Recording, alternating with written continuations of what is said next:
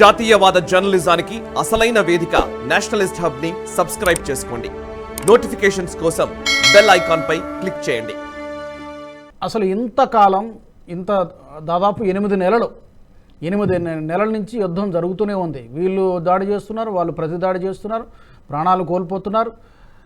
ఏంటి ఇంత సుదీర్ఘకాలం కొనసాగడానికి కారణం ఏంటి? ప్రధానమైనటువంటి కారణం ఏం కనిపిస్తోంది? హమాస్కి ముస్లిం సమాజం నుంచి లేకపోతే వేరే దేశాల నుంచి వస్తున్నటువంటి మద్దతు కారణమా? ఎవరిని మనం తప్పుపట్టాలి? అంటే తప్పు పట్టడం ఏమో కానీ కాళిదాస్ సార్ పాయింట్అవుట్ చేసినట్టు ఇది యోమ్ కిపూర్ వార్. అంటే కొత్త ఐడియా ఏం కాదు వీళ్ళు ఈసారి అక్టోబర్లో దాడి చేయడం అనేది. యోమ్ కిపూర్ వార్ కూడా ఈజిప్ట్ సిరియా వాళ్ళు దాడి చేసింది అదే రోజునాడు. వాళ్ళ ఇజ్రాయెల్ తక్కువ ప్రిపేర్ అయి ఉంటుందన్న రోజునాడే దాడి చేశారు. అక్టోబర్ 6 నుంచి అక్టోబర్ 25 దాకా జరిగిన యుద్ధం అది.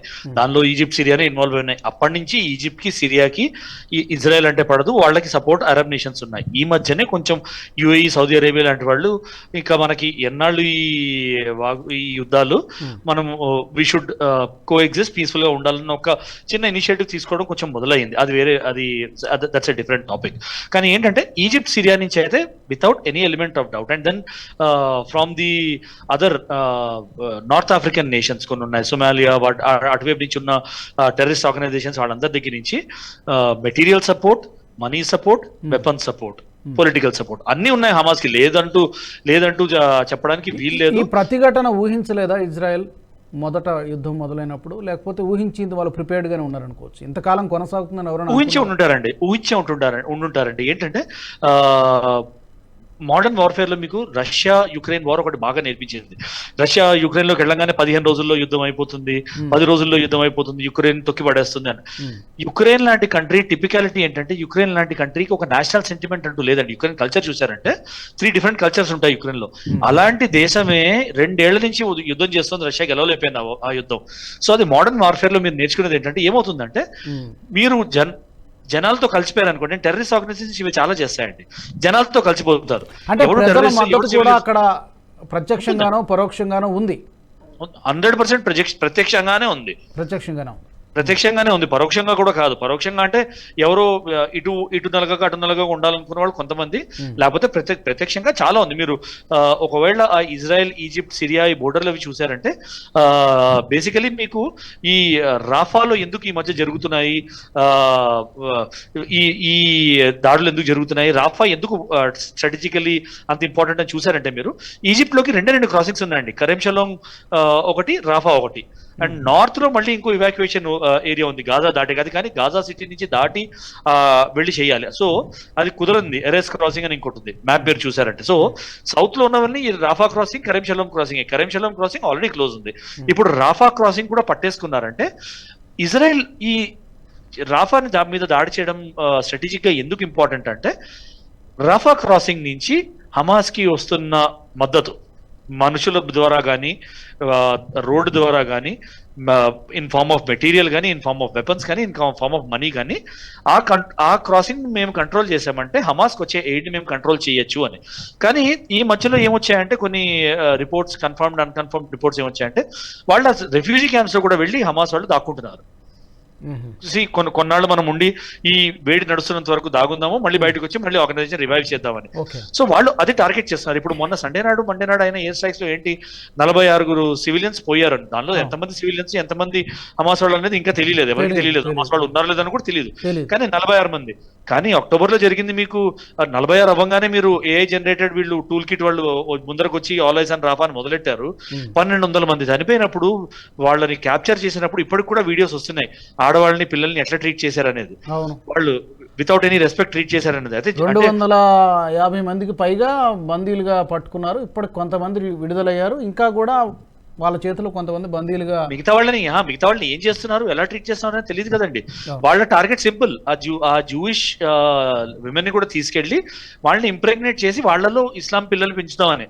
వాళ్ళ కడుపుల్లో కూడా ఇస్లాం పిల్లలు పెంచుదామని ఒక స్ట్రాటజీ. అవి మీకు చాలా వీడియోస్ బయటకు వచ్చాయి. సో అది జరిగినప్పుడు ఈ టూల్ కిట్ వాళ్ళందరూ ఏం చేస్తున్నారు అనేది మనం చాలా పెద్ద ప్రశ్న మనం అడగాల్సింది. అంటే మనకి ఈ విఐపీస్ అందరూ ఈ బాలీవుడ్ యాక్టర్స్ కానివ్వండి, లేకపోతే సెలబ్రిటీస్ కానివ్వండి, దే ఆర్ న్యూస్ థర్స్టీ అంటారంట. అంటే వార్తల్లో ఉండాలి వాళ్ళు, ఏమైనా కూడా ఏదో ఒకటి చేసి వార్తల్లో ఉండాలి వాళ్ళు. వాస్తవానికి అందులో ఆ ట్వీట్ చేసిన వాళ్ళలో లేకపోతే ఆ పోస్ట్ చేసిన వాళ్ళు ఎంతమందికి అసలు నిజంగా అక్కడ ఏం జరుగుతుందో తెలిసిన వాళ్ళు ఎంత క్వశ్చన్ మార్క్ అది. అవగాహన లేదండి ఏం జరుగుతుంది అనేది అసలు.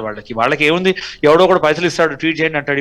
ఇప్పుడు కూడా ఎలక్షన్ లో మీరు సడన్ గా యూట్యూబర్స్ బోల్డంత మంది వస్తున్నారు, ప్రైమ్ మినిస్టర్ ఇది బీజేపీ అదని, అటువైపు నుంచి కూడా వస్తున్నారు. సో వీళ్ళందరూ పెయిడ్ అండి. ఒక మేజర్ నేమ్ బయటకు వస్తుంది, ధ్రువరాటి అని ఒక ఆయన ప్రతిరోజు ఒక్కొక్క వీడియో వేస్తుంటాడు యాంటీ మోడీ. నీకేం తెలుసు, నువ్వు జర్మనీలో కూర్చున్నావు, నీకేం తెలుసు ఇండియాలో ఏం జరుగుతుందో, ఇది జరిగిపోతుంది అది జరిగిపోతుంది అని. అలాగే మీరు ట్విట్టర్లోకి వెళ్ళారంటే ఇంకో ఆయన ఉన్నాడు, రోజుకి 3 ట్వీట్లు వేస్తుంటాడు, అంకుర్ మయాంక్ అని. వీళ్ళందరూ టూల్ కిట్ గ్యాంగ్, వీళ్ళకి పైసలు ఇచ్చి పార్టీలు పెంచుతూ ఉంటాయి.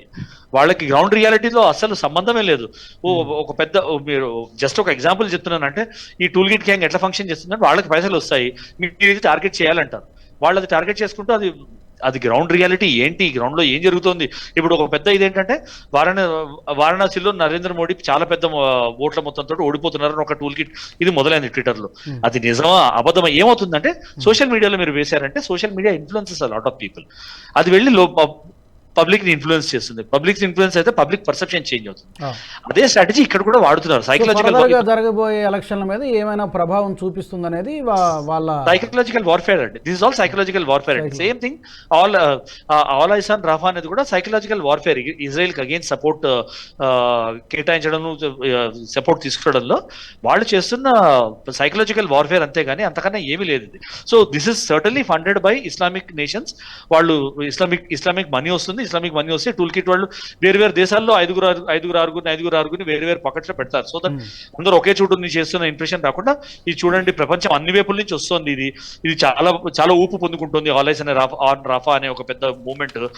ఆ మూమెంట్ లేదు, తోటకూర లేదు, ఏం లేదు అక్కడ. సో వాళ్ళని ఒక క్వశ్చన్ అడగండి, 1200 మంది పోయినప్పుడు మీరు ఏం చేశారు? వాళ్ళు సివిలియన్స్ కదా, వాళ్ళు ఇజ్రాయలీ సోల్జర్స్ కూడా కాదు, అందరూ ఇజ్రాయలీ సోల్జర్స్ కాదు, వాళ్ళ మీద ఎందుకు ట్వీట్ చేయలేదు? సిమిలర్లీ ఇక్కడ కూడా మీరు చూడండి, ఒక పోలీస్ ఇల్ ట్రీట్మెంట్ కానీ, ఒక డిఫెన్స్ ఫోర్సెస్ ఇల్ ట్రీట్మెంట్ కానీ వస్తే సివిలియన్ది అని అందరూ ధర్నాలు చేస్తారు. అదే ఒక సోల్జర్ను, పోలీసును, సిఆర్పిఎఫ్ వాళ్ళకి నక్సల్స్ నానా చిత్రహింసలు పెట్టి చంపుతున్నారు. వాళ్ళ మీద ఎందుకు చేయట్లేదు ఈ క్యాండిల్ మార్చ్లు? అవి మీరు ఇక్కడ యాక్టర్సే బయటకు వస్తారు. ఈ ఫర్హాన్ అఖ్తర్లు, జావేద్ అఖ్తర్లు, దీపికా పదుకోన్లు వీళ్ళందరూ బయటకు వస్తారు. బయటకు వచ్చి క్యాండిల్ మార్చ్లు అవి చేస్తారు. సరే సిఆర్పిఎఫ్ జవాన్లు పోయినప్పుడు చేయండి, వాళ్ళు కూడా మన దేశం కోసం కదా ఇది చేస్తున్నారు. దేశంలో ఫ్రీడమ్ ఉండాలన్నప్పుడు హ్యూమన్ రైట్స్ ఉండాలి కదా. వాళ్ళు హ్యూమన్సే, వాళ్ళకు కూడా హ్యూమన్ రైట్స్. అంటే సిపాయి అంటే మీరు చేయలేని పని వాళ్ళు చేస్తున్నారు సిపాయిలు వెళ్ళి, అలా అని వాడి ప్రాణం ఫ్రీగా వచ్చిందా? సో వాళ్ళకి హ్యూమన్ రైట్స్ లేవు. కానీ టెర్రరిస్ట్ రాగానే టెర్రరిస్ట్ కి హ్యూమన్ రైట్స్ వచ్చేస్తాయి. టెర్రరిస్ట్ సింపథైజర్ రాగానే టెర్రరిస్ట్ సింపథైజర్ కి మీకు హ్యూమన్ రైట్స్ వచ్చేస్తాయి. సో డబుల్ స్టాండర్డ్స్ అని ఇవన్నీ. వీళ్ళందరూ driven by money and driven by ఏమంటారు, their hunger for being in news అంటే ఫాల్స్ ప్రాపగండా. దేర్ సెలబ్రిటీస్ కి ఏంటి, వాళ్ళు ఏదో ఒకటి ట్వీట్ చేసి, వాళ్ళు ఏదో ఒకటి వీడియో వేశారంటే వాళ్ళు న్యూస్ లో ఉంటారు 2 రోజులు. సెలబ్రిటీస్ కి అది కావాలి, అంతకన్నా ఏమీ లేదండి. సో దీనికి పెద్ద మనం పట్టించుకునేది లేదు. ఇజ్రాయెల్ మనం పట్టించుకోకపోయినా ఇజ్రాయెల్ పట్టించుకోదండి. వాళ్ళు కన్ఫర్మ్ అయ్యేందాకా హమాస్ అనే వాళ్ళది ఉనికి కంప్లీట్ గా పోయింది. హమాస్ థ్రెట్ ఇంకో నెక్స్ట్ 10-15 ఏళ్ళు లేదు అన్నంత వరకు ఇజ్రాయెల్ యుద్ధం చేస్తుంది. ఆ యుద్ధం ఎప్పటిదాకా నడుస్తుందని మీరు అడుగుతారా? అది చెప్పడం చాలా కష్టం అండి. ఎందుకంటే ఆల్రెడీ హమాస్ రూట్స్, హమాస్ చాలా మంది టెర్రరిస్ట్, హమాస్ వెపనరీస్ కూడా అండర్ గ్రౌండ్ టనల్స్ లో వేసేసారని, దాచేశారని, హమాస్ టెర్రరిస్ట్ కూడా చాలా మంది సివిలియన్స్ లో కలిసిపోయారని చాలా రిపోర్ట్స్ వస్తున్నాయి.